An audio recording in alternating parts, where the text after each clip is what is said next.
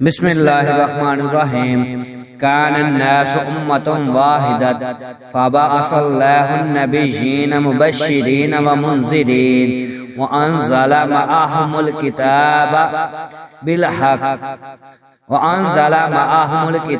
بالحق لیحکم بین الناس فیما اختلفوا فیہ۔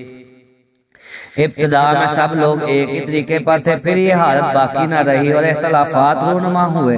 تب اللہ نے نبی بھیجے جو راست رو پر بشارت دینے والے اور کجروی کے نتائج سے ڈرانے والے تھے، اور ان کے ساتھ کتاب برحق نازل کی تاکہ حق کے بارے میں لوگوں کے درمیان جو اختلافات رونما ہو گئے تھے ان کا فیصلہ کرے۔